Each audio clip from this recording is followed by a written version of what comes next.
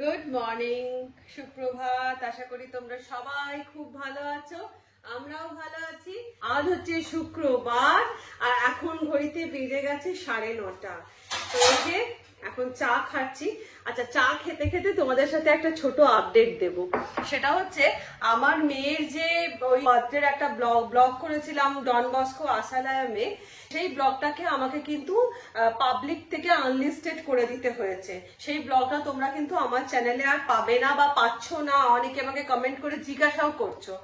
Actually হচ্ছে ব্যাপারটা, আশ্রম থেকে ফোন করেছিল, ওখানে নাকি গভর্নমেন্টের থেকে নাকি নোটিশ গেছে যে আশ্রম শোকজ করে দেওয়া হবে, কারণ বাচ্চাদের নাকি ফেস রিভিল করার নিয়ম নেই। তো আমাকে তো ওরা সেটা জানায়নি যে বাচ্চাদের ফেস রিভিল করা চলবে না। আমি তো অ্যাজ ইউজুয়াল গত বছরও যেরকম ভিডিও করেছিলাম এই বছরও আমি ওইভাবেই ভিডিও করেছি। এবার ওখান থেকে নাকি ওদের কাছে নাকি গভর্নমেন্ট নোটিশ এসেছে। তো আমাকে আশ্রম থেকে ফোন করেছিল, করে বললো আপনি ব্লগটাকে প্লিজ করে দিন, মানে ডিলিট করে দিন। তো আমি সেটা ডিলিট না করে আমি সেটাকে আনলিস্টেড করে দিয়েছি, যেটাতে আমার চ্যানেলে তোমরা আর ওই ব্লগটা দেখতে পাবে না। মেইন কথা তোমাদেরকে আমি বলছি, আমার তো পারপাস ওটা ছিল না। যেহেতু আমি লাইফস্টাইল ব্লগার, আমি যা করছি সেটাই তোমাদেরকে দেখাচ্ছি। সেই হয়তো আমি জন্মদিনে মেয়ে ওইখানে গিয়ে আশ্রমে গিয়ে জন্মদিনটা সেলিব্রেট করেছি, সেটাও আমি তোমাদের কাছে তুলে ধরেছি। কিন্তু আমার পারপাস তো এটা নয় যে শুধু ওদেরকে দেখানোটা। আমার পারপাস আমার মেয়ের জন্মদিন আমি ব্লগ করেছি। তো যেহেতু ওরা বারণ করে দিল, সেজন্য আমি দেনান দেয়া সেটাকে আনলিস্টেড করে দিয়েছি। তাই তোমাদের কাছে আমার দুঃখিত, তোমরা কিন্তু ওই ব্লগটা আর দেখতে পাবে না। সেই জন্য তোমাদেরকে এই আপডেটটা আমি দিয়ে দিলাম। সকাল সকাল কত কথা বলে দিলাম চা খেতে খেতে, বাবারে। না, আমি না তোর থেকে ক্যামেরাটা নিতে এলাম। আমার মা শিখিয়েছে, এক্ষুনি দুটো রান্না আমি করবো, সহজ রান্না। কি রান্না? খুব সহজ রান্না, বলবো না। চিন্তা করে তাই জন্য আমি ক্যামেরা নিতে এসেছি। বাবা দেখবে, আমি দেখাবো সবাইকে। কিসের রান্না? নিরামিষ না? নিরামিষ আর সব মেশানো। আচ্ছা ঠিক আছে নিয়ে যাও। আমার তো এখন চা খাওয়া চলছে, রান্না বান্না সব কাজ করবো না, এবার করবো, গড়িয়ে গড়িয়ে করি। আমি উঠেছি, উঠে আগে চান পুজোটা কমপ্লিট করেছি। মুখার্জি বাবু অফিসে বেরিয়ে গেছে, আর আমি চায়ের এখন চা নিয়ে, আমার না কি বলতো, তোমরা তো জানো আমার একটা মি টাইম বলে ব্যাপার আছে। এই চাটা নিয়ে এক ভর্তি চা না নিয়ে, চাটা না খেলে আমার মনের শান্তি হয় না। তো যাই হোক, এখন চলে যাচ্ছে ক্যামেরা মেজদি ভাইয়ের কাছে। বন্ধুরা, তোমরা সবাই ভালো আছো তো? আমরা খুব ভালো আছি। আর বলো না, কি গরম পড়েছে। তাই কদিন তোজোর জন্মদিনের জন্য এত খাওয়া দাওয়া হয়েছে, বলার কথা নয়। মানে মাছ মাংস ডুবে থাকা হয়েছে। তাই জন্য আমি আজকে একটুখানি মুসুর ডাল মাটা ভিজিয়ে রেখেছিলাম। মুসুর ডালটা সকাল থেকে বেটে এই এখন ভিজিয়ে এটাকে সব রকম দিয়েই তোমাদের দেখাচ্ছি। এই দেখো, একটু নুন, হলুদ, কাঁচা লঙ্কা, এই গুঁড়ো লঙ্কা, একটু কাঁচা লঙ্কা আর একটু পেঁয়াজ, একটু চাল গুঁড়ো দিয়ে এটাকে এরকম ভাবে মেখে নিলাম। এবারে এই তেল ঢাললাম, এই যে কড়াই তেল ঢাললাম। এবারে বড়াগুলো দিচ্ছি, ছোট্ট ছোট্ট করে বড়াগুলো দিলাম। এই যে বড়াগুলো দিলাম, বড়াগুলো ভেজে ভালো করে একটু কড়া করে মচমচে করে ভেজে নিয়ে নেব। এবার ভাজাটা পুরো হয়ে গেলে তুলে নিলাম।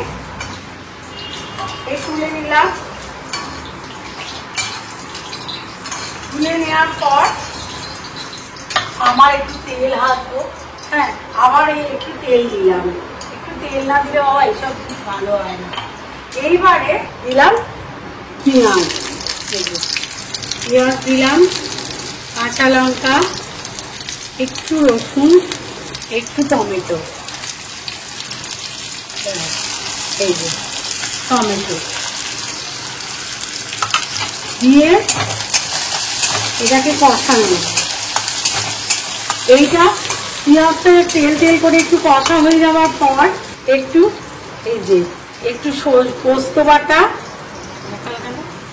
পোস্ত বাটা, সর্ষে বাটা, সর্ষে বাটা, পোস্ত বাটা আর নুন, হলুদ আর একটু গুঁড়ো লঙ্কা। আমার একটু গুঁড়ো লঙ্কার হাত বেশি।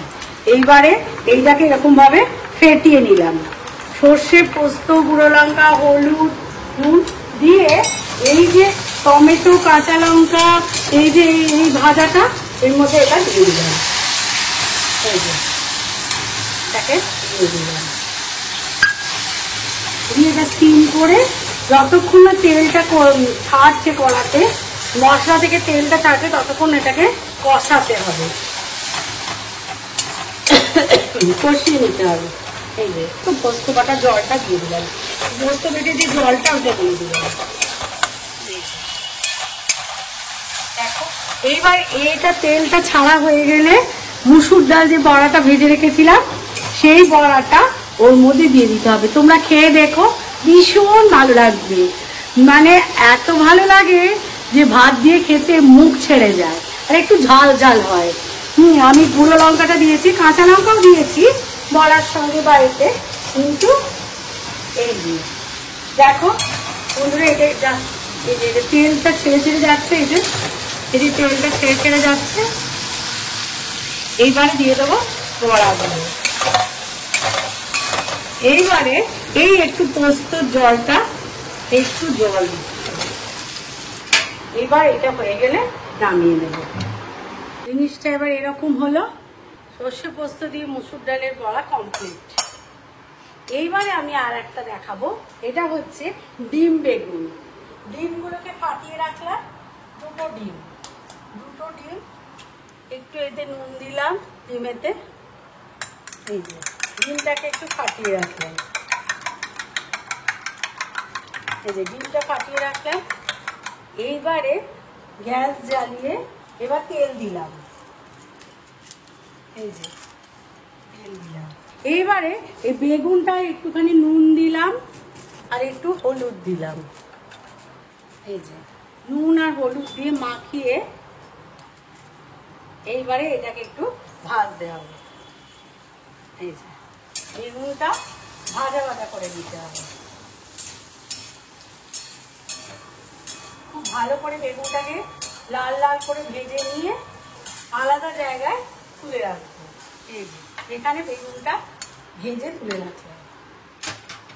এইবারে আবার একটু তেল দিলাম, টমেটোটা কেটে নিলাম, এবারে এই পেঁয়াজ, কাঁচা লঙ্কা আর রসুন গুলো এতে দিয়ে দিলাম, এই যে টমেটোটাও দিয়ে দিলাম। এবার কষা। এবার এই ডিমের মধ্যেই দিয়ে দেবো একটুখানি নুন, একটু হলুদ গুঁড়ো আর লঙ্কা গুঁড়ো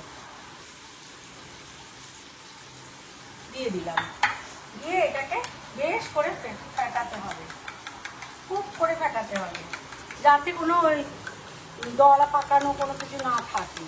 একদম প্লেন স্মুথ ভাবে এটাকে ফেটাতে হবে, যাতে গুলে যায় সব জিনিসটা।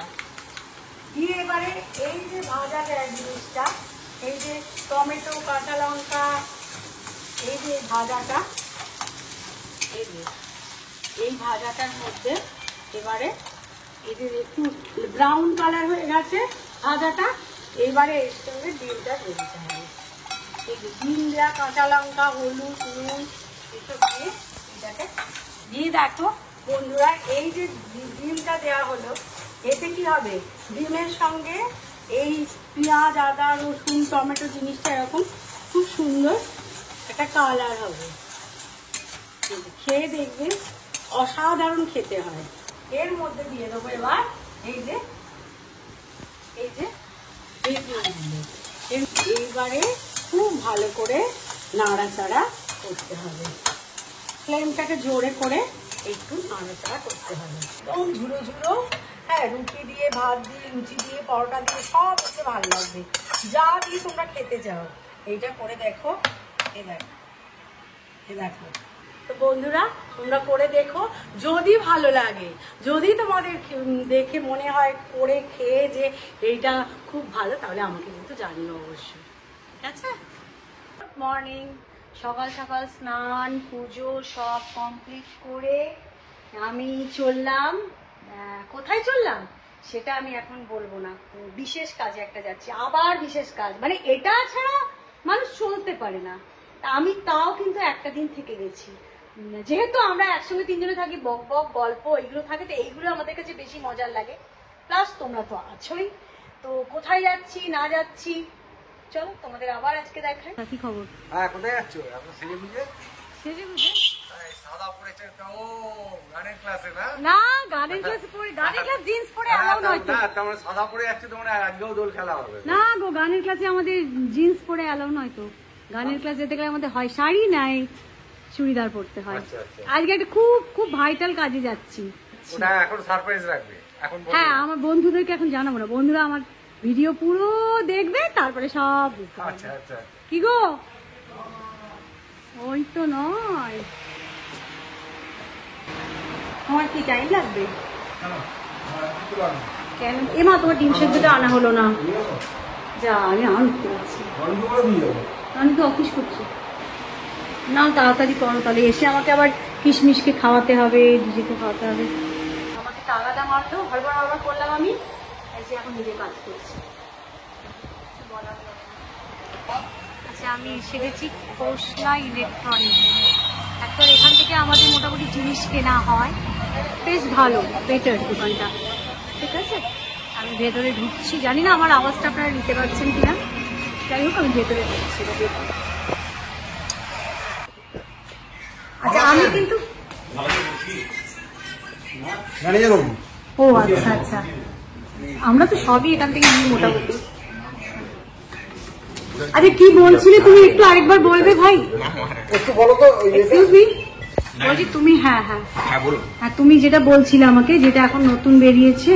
আমি বলছিলাম, হ্যাঁ বলো। এখন আমাদের একটা স্যামসাং এর নতুন একটা মডেল এসেছে, A35 আর A55 দুটো মডেল এসেছে। হ্যাঁ, এই মডেলটা হচ্ছে আপনার A35 নিউ মডেল আছে, একটা আরেকটা মডেল আছে A55 নিউ মডেল আছে। হ্যাঁ, ঠিক আছে, এর সাথে আপনি কি পাচ্ছেন, একটা নয়েসের স্মার্ট ওয়াচ পাচ্ছেন ফ্রিতে, এটা অনলি ফর 1 টাকায় পাবেন।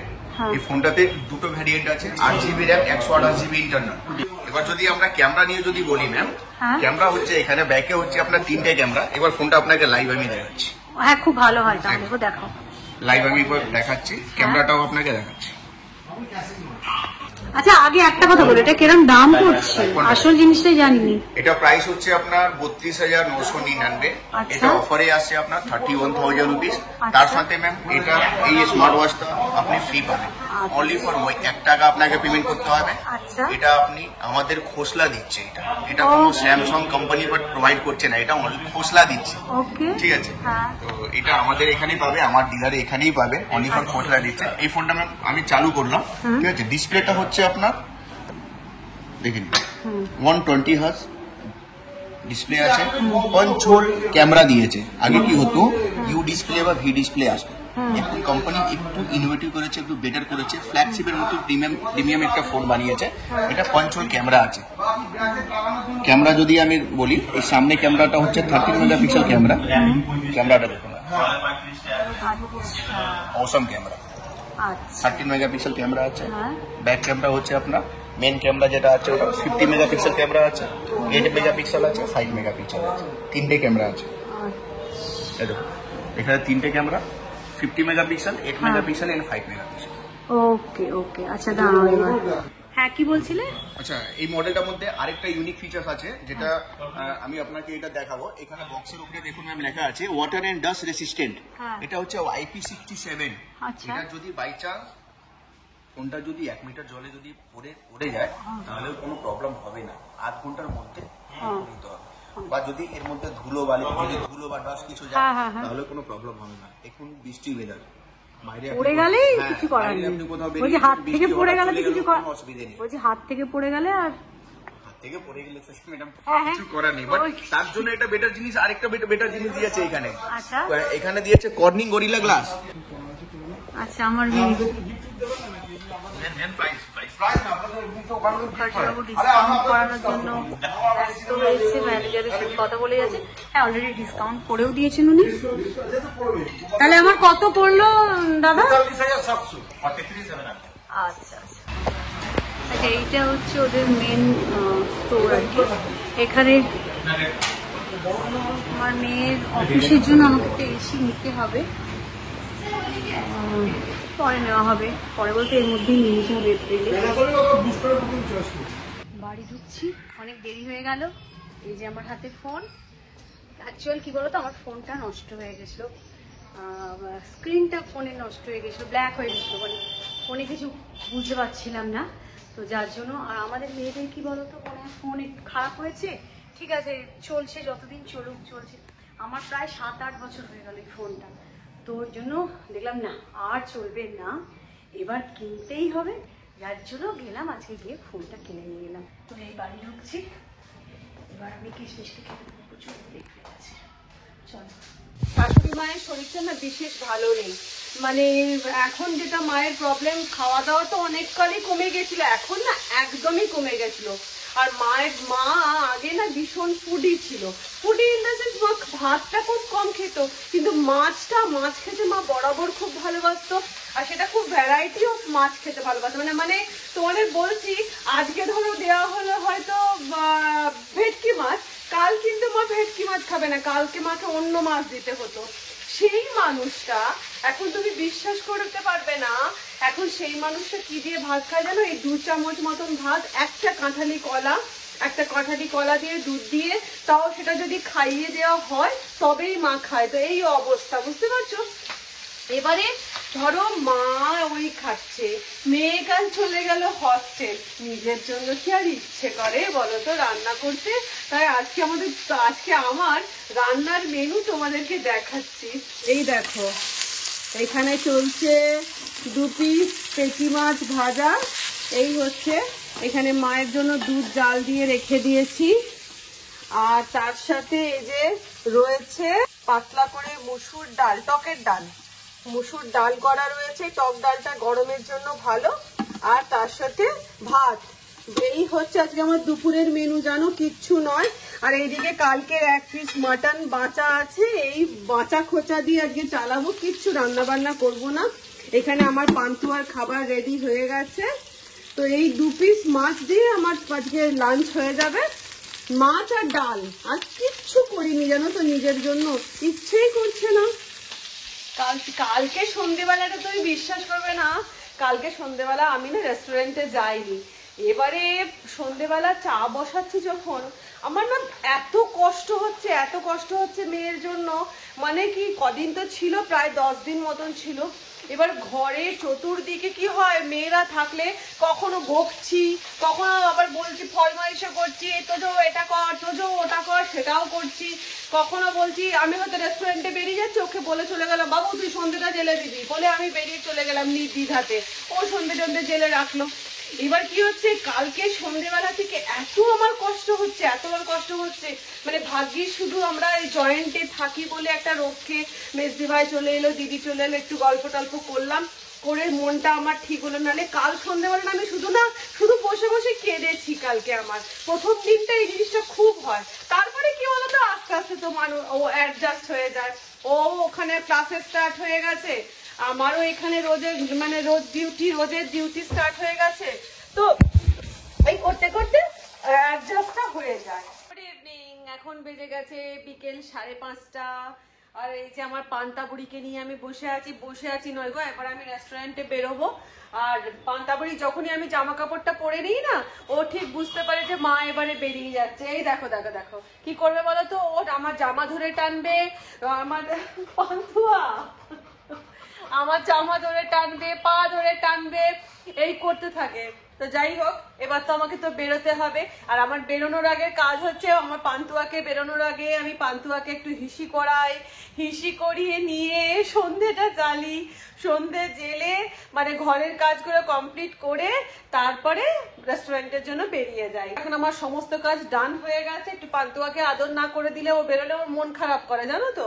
তো এই জন্য পান্তুয়াকে একটু আদর করে এবারে আমি রেস্টুরেন্টের দিকে বেরিয়ে পড়বো। তাহলে আজকের মতন ব্লগটা এখানে আমি শেষ করে দিচ্ছি। তোমরা সবাই খুব ভালো থেকো, সুস্থ থেকো, আনন্দ থেকো। আর যা গরম পড়েছে কি আনন্দে থাকবে বলো। তো যাই হোক, আজকের মতন টাটা।